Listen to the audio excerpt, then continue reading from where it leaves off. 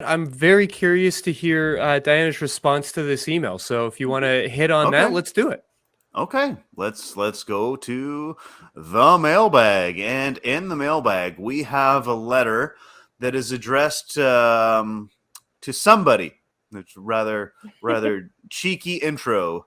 But the question here is, usually in a general letter, we would write the phrase, "to whom it may concern," which to me seems gender neutral, but also somewhat archaic and possibly overly formal. Letters to businesses have often started with "Dear Sir" or "Madam," which again is a gender specific thing that we were talking about moving away from. I have no idea who the reader is, but I want to be more appropriate than this archaic form. So the writer goes on to say, as I have to teach writing and I want to also grow and learn myself, I would like to ask this community what we think, because what we think is appropriate, and thanks us in advance for addressing this. So, a toss-up. Who wants to jump in first? I'll head off first. If I'm definitely going to defer. Yeah, this is something that as a non-binary person, I get asked a lot, especially like, what gender neutral term do you prefer instead of sir or ma'am? And I'm like, hey, you is fine with me.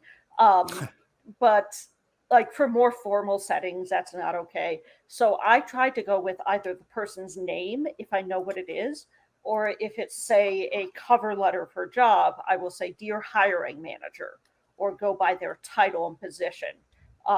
Because that usually is generic enough. It doesn't require me to try and figure out, like, if the person is a woman, whether or not they're married, so I know whether to use Miss or Mrs., all that sort of stuff. So I just go by their job title, or I will say "to whom it may concern" on certain things, because that's still an acceptable default if you're not able to identify a particular group or title or anything else. Yeah. Mm-hmm. Yep.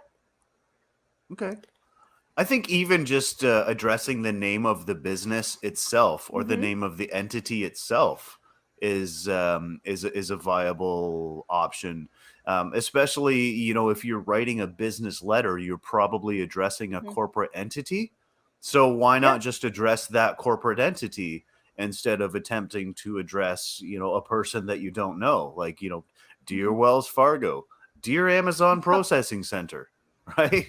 Yep. Yeah, and with those, that is totally fine because that's the name they've given you. So right. Yeah. And corporations are basically people, so it works, right? It works. Horrible people, but yes, people. Yeah. Sorry. As if gender and healthcare wasn't enough. Okay.